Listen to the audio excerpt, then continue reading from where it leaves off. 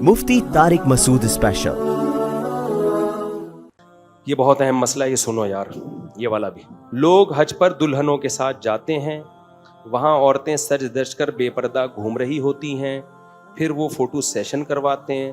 خانہ کعبہ مقامات مقدسہ کا ذرہ برابر بھی احترام نہیں رہا، حج پر جا کر بھی بے حیائی پھیلا رہے ہوتے ہیں۔ یہ سب کچھ میں نے اپنی آنکھوں سے دیکھا ہے۔ اچھی بات ہے، آپ کی شادی ہوئی ہے تو فوراً حج پہ جاؤ دلہن کو لے کے، زبردست خاندانی کام ہو گیا۔ اس سے اچھا کوئی سفر دلہن کے ساتھ ہو نہیں سکتا۔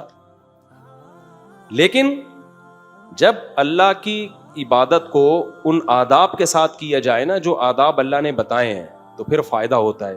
ان آداب کی رعایت نہیں کریں گے تو صرف یہ نہیں کہ فائدہ نہیں ہوگا بلکہ الٹا نقصان ہو۔ دیکھو نبی نے فرمایا، عورت جب مسجد میں نماز پڑھنے آئے تو خوشبو لگا کر نہیں آئے گی،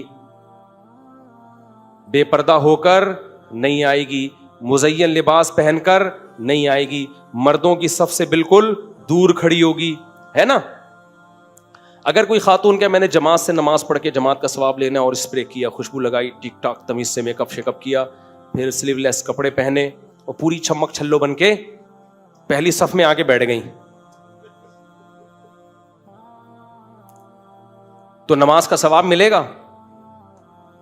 بلکہ شیطان کہے گا کہ اگلی نماز میں بھی حاضری دینا، بہت خوشی ہوئی ہے مجھے، 5 نمازیں تکبیر اولیٰ کے ساتھ تم پڑھا کرو۔ یہ کہے گا کہ نہیں کہے گا؟ تو ایسے ہی اگر کوئی لڑکی، کوئی خاتون، کوئی دلہن پوری چمک چھلو بن کے حج کرنے جاتی ہے، فیس بک پہ پہلے اپنی تصویر ڈال رہی ہیں، انسٹاگرام پہ اپنی تصویر ڈال رہی ہیں۔ دلہنیں اکثر خوبصورت ہی ہوتی ہیں، وہ تو بعد میں ڈیزائننگ چینج ہوتی ہے ان کی تھوڑے دنوں کے بعد۔ کیا خیال ہے؟ حالات سسرال بگاڑ دیتا ہے ان کے چہروں کو، بعض دفعہ شوہر کی ٹینشن بگاڑ دیتی ہے، وہ بیسیوں مسائل ہوتے ہیں۔ تو فیس بک پہ، انسٹاگرام پہ اپنی تصویر ڈال دی، میں حج پہ جا رہی ہوں، اور پھر اپنے میاں نے بھی اپنی جو ہے نا وہ پورا گروپ فوٹو بنا کے، پھر وہاں بھی کوئی حیا، کوئی پردہ نہیں ہے، مس گیدرنگ ہوتی ہے، ایک ہی ہوٹل میں سب ایک ہی میز پہ بیٹھ کے کھانا کھا رہے ہیں، اس کی بیوی کو آپ دیکھ رہے ہو، آپ کی بیوی کو، ٹھیک ہے وہاں دیکھنے نہیں گئے لیکن حیا اور پردہ تو کوئی چیز ہے نا، حج میں تو خیال کر لو بھائی۔ تو یہ وہ حج نہیں ہے جس سے آپ کے گناہ معاف ہو جائیں گے، یہ الٹا وبال بن سکتا ہے آپ کے لیے۔ میں نہیں کہہ رہا کہ آپ اپنی یادگار تصویریں نہ لیں، ایک تمیز کی تصویر موبائل پہ رکھنے کے لیے اپنے موبائل پہ رکھ لیں نا بھائی، میاں بیوی کوئی یادگار کے دیکھو ہم دونوں ونس اپون اے ٹائم کوئی اچھا کام بھی کرنے گئے تھے، یاد رہے گا ہمیں۔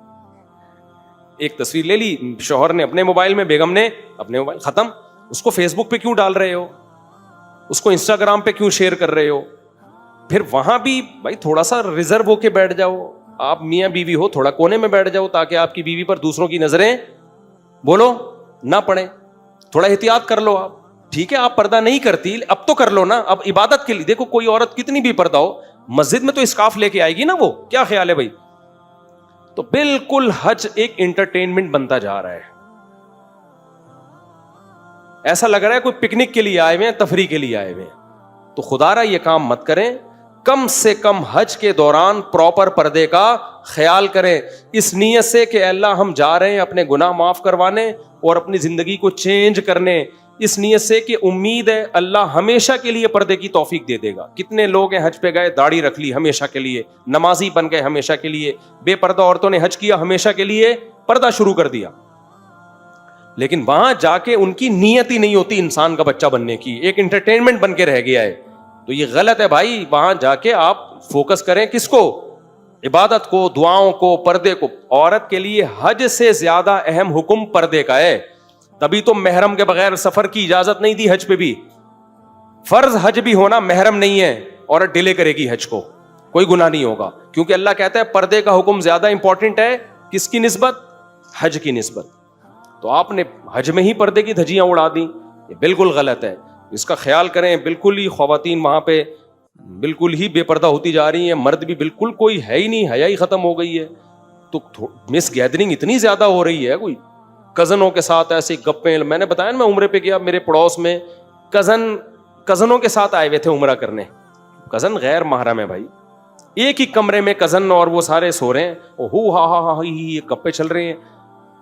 میں نے کہا یار آپ لوگ کیا کر رہے ہو اللہ کے بندو, آپ کزن نامحرم ہے, آپ ٹھیک ہے پردہ نہیں کرتی کزن, اس موقع پر تو کر لینا, اور نہیں کر رہی تو بے تکلف ہو کے گپے تو نہ مارے نا. یہ انڈا موڑ تھوڑی ہے, یہ ڈیفنس کا کوئی ہوٹل تھوڑی ہے جہاں بیٹھ کے ہاں ہی لگے ہوئے آپ بیٹھ کے. کچھ تھوڑا سا خیال کرو. دیکھو علماء کہتے ہیں کہ بے ادب ہمیشہ کے لیے محروم ہوتا ہے.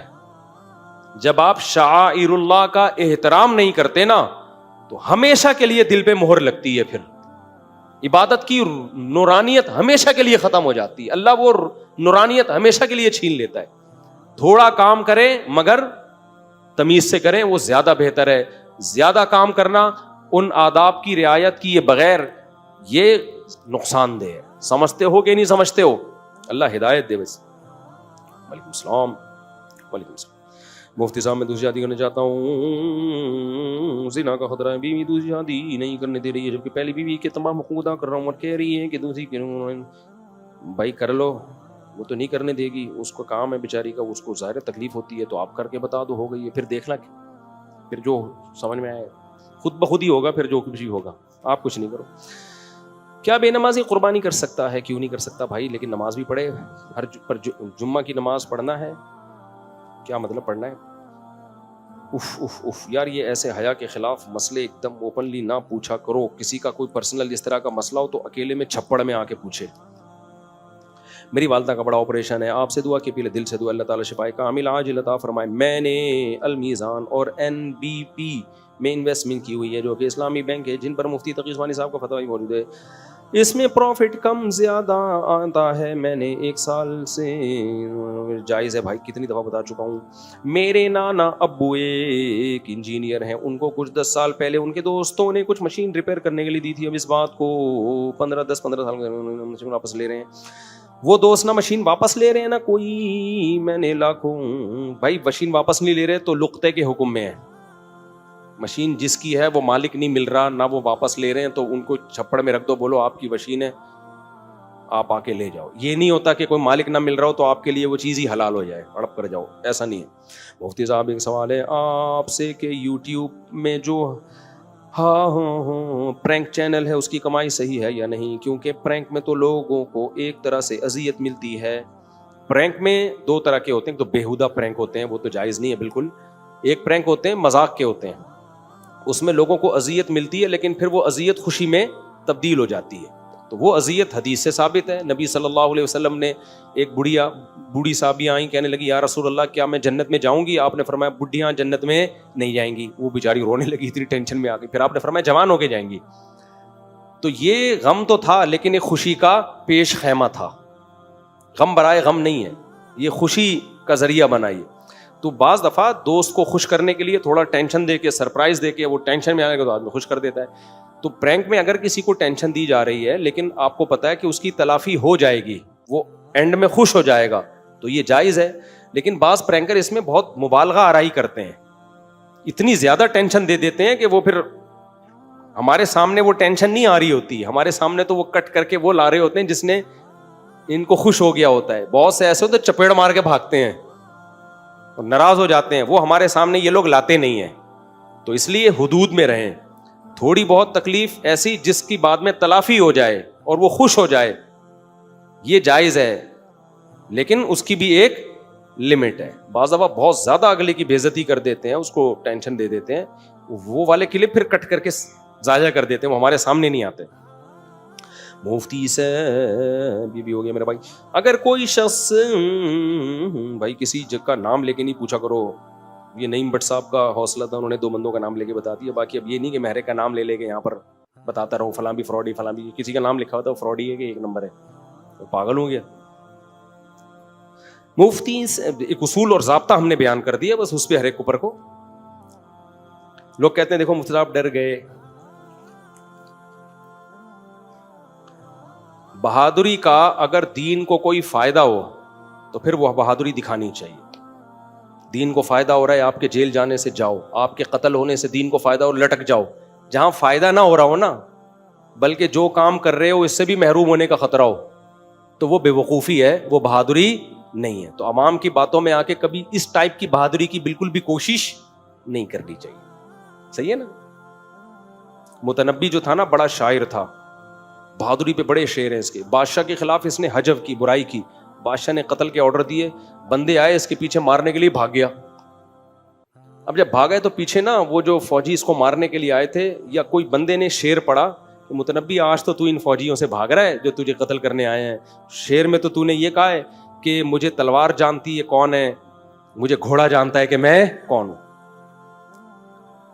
ایک شعر ہے اس کا جس میں یہ کہتا ہے اگر تو مجھے نہیں جانتا نا تو کوئی پرواہ نہیں ہے. فلبئی تو وہ کیا ہے یار, پورا شعر مجھے ذہن سے نکل گیا. تو تلوار مجھے جانتی ہے, گھوڑا مجھے جانتا ہے کہ میں کون ہوں. اس نے کہا باتیں شعر میں تو بڑی بہادریاں دکھائی ہیں تو نے, آج بھاگ رہا ہے, پبلک کی باتوں میں آ گیا. صحیح ہے نا. اس نے بولا نہیں بھاگوں گا, واپس پلٹا. وہ اتنے لوگ تھے, انہوں نے مار دیا اس کو, ریگستان میں اس کی لاش بھی نہیں ملی, پتہ نہیں کہاں گیا وہ بیچارہ. تو بھاگنا ہی بہتر تھا, ٹھیک ہے نا. تم نے بادشاہ کے ساتھ پنگا لیا ہے, اور اب پتلی گلی سے جیسے ہم گھنٹی بجا کے فوراً بھاگتے تھے, گھنٹی بجانا بھی غلط تھا, لیکن بجا کے وہاں کھڑا رہنا اور زیادہ غلط تھا. گھنٹی بجانا بھی غلط ہے, لیکن یہ اور زیادہ غلط ہے کہ بجاؤ بھی اور پھر وہاں کھڑے بھی رہو. اس لیے بھائی تو میں کبھی بھی وہ والی بہادری نہیں کرتا جس کا اسلام کو کوئی فائدہ نہیں ہے. ہاں وہ بہادری جس کا اسلام کو فائدہ ہے, وہ والی بہادری کے قصے بھی ہمارے پاس ہیں, کبھی چھاؤں میں ملیں گے تو ہم آپ کو بتائیں. یہ بے وقوفوں والی بہادری ہم نہیں کرتے بلا وجہ. اچھا بھائی مفتی سے میں یونیورسٹی کا طالب علم ہوں اور درس نظامی بھی کر رہا ہوں, پورے دن کے اذکار کی ترتیب بھی اور تلاوت بھی کرتا ہوں تقریباً. بھائی تم تو بہت بڑے بزرگ بن گئے ہو. ساتھ خود ہی ترجمے کے ساتھ ساتھ حفظ بھی کر رہا ہوں. جو کام رہ گئے ہیں بس وہ لکھ کے بتا دیں. لیکن آئے ہائے ہائے ہائے, تنہائی کے گناہ نہیں چھوٹ رہے. ہر بار توبہ کرتا ہوں پھر ہو جاتی ہے. بار بار توبہ کریں, کسی شیخ سے اصلاحی تعلق قائم کریں. حضرت فیروز میمن صاحب سے بیعت ہو جائیں جا کے, سمجھ رہے ہو, جس سے بے حیائی والے گناہ نہیں چھوٹ رہے. سب سے بہترین آپشن اس کے پاس حضرت فیروز میمن صاحب سے بیعت ہو جائیں. انشاءاللہ اس کا باپ بھی چھوڑے گا گناہ انشاءاللہ. لیکن تمیز سے بیعت ہو, اپنے آپ کو مکمل حوالے کرے, آدھا آدھا کام نہ کرے. یہ آج کل کم وقت بیعت بھی ہو کے شیخ کو خود ہی سمجھانا شروع کر دیتے ہیں. صحیح ہے نا, کہ آپ یوں کریں آپ یوں نہ کریں. کسی مسئلے پر اشکال ہو تو علماء سے پوچھ لیں, لیکن اصلاح و ارشاد کے لیے شیخ کے اپنے آپ کو ایسے حوالے کیا جائے جیسے مردہ بدستے زندہ, پھر فائدہ ہوتا ہے. تو انشاءاللہ گناہ چھوٹ جائیں گے. اور ایسا نہ ہو کہ جب تک بیعت نہیں ہوتے تو اور کر لیں. آدمی کہتا ہے چلو بیعت تو ہو کے چھوڑ ہی جائیں گے نا, تو یہ خطرناک بات ہے. مفتی صاحب آپ نے فرمایا تھا کہ سفر میں بیٹھ کر پڑھی جانے والی نمازوں کو لوٹا لیا جائے. ٹرین میں چونکہ کھڑے ہو کر پڑھنے کی جگہ نہیں, ٹرین میں کھڑے ہو کر پڑھنے کی جگہ ہوتی ہے, ایسا نہیں ہوتا کہ نہیں ہوتی. ہمت کرو, ٹرین میں کھڑے ہو کے نمازیں پڑھو. مزید یہ فرمائیں کہ میں نے کہیں پڑھا کہ سفر میں سم کا تعین نہ ہو تو کسی بھی نہیں. بھائی سفر میں فرض نماز اور وتر کے لیے سم کا تعین بھی ضروری ہے, قبلہ رخ ہونا بھی, کھڑے ہو کے نماز پڑھنا بھی ضروری ہے. اگر یہ نہ ہو تو پھر مجبوری میں بیٹھ کے پڑھیے تو لوٹائیں اس کو. آپ کچھ لگا ہوا ہے آپ کے, صاف کر لیں, ان کو بتا دیں. آپ کہتے ہیں کہ اجماع امت بہت بڑی دلیل ہے, مجھے کوئی ایک مسئلہ بتا دیں جس پر اجماع ہو سارے صحابہ میں, چاروں فقہ میں, حنفی کا الگ, شافعی, بہت سارے مسائل. 5 نمازیں فرض ہیں, پوری امت کا اجماع ہے یا نہیں ہے؟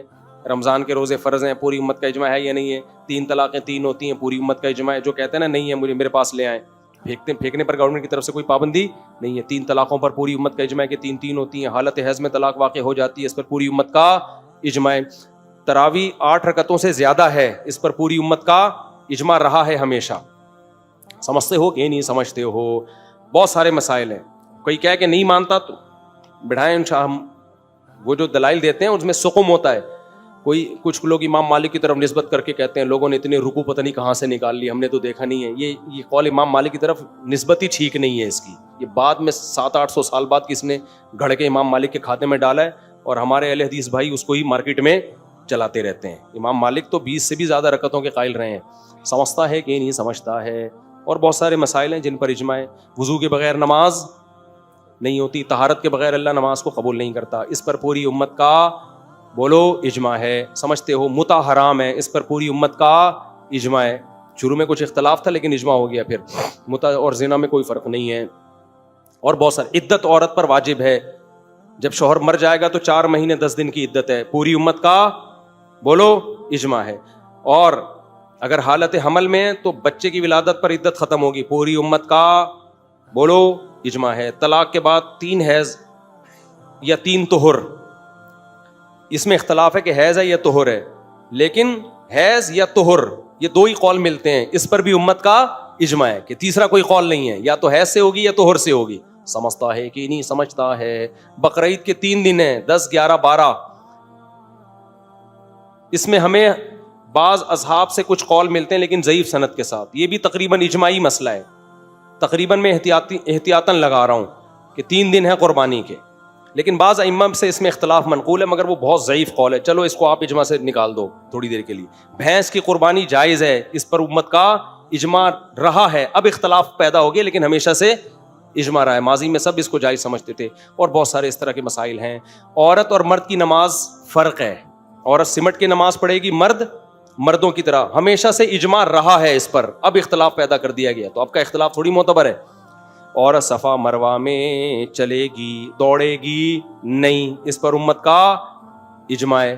البانی رحمہ اللہ نے اختلاف کی کوشش کی اس میں, لیکن ایک دفعہ اجماع اس پر ہو چکا ہے. عورت آہستہ لبیک کہے گی زور سے, حالانکہ کوئی حدیث نہیں ہے اس پر, صحیح حدیث, مرفوع حدیث, لیکن امت کا اس پر کیا ہے بھائی, اجماع ہے کہ زور سے نہیں کہے گی. سمجھتا ہے یا نہیں سمجھتا, اور بہت سارے مسائل ہیں. اور کیا چاہیے تمہارے کو, باتیں پھینکنے پر گورنمنٹ کی طرف سے کوئی پابندی نہیں ہے. توحید کا مفہوم کیا ہے, پوری امت کا اجماع ہے. یا رسول اللہ مدد, غلط. یا علی مدد, غلط. پوری امت کا کیا ہے, اجماع. اب اختلاف پیدا کر دیا لوگوں نے اس پہ, بہت سارے مسائل ہیں, بہت سارے. عورت کے لیے خوشبو لگا کہ مردوں کے سامنے سے گزرنا حرام ہے, اس پر پوری امت کا اجماع. سمجھتے ہو؟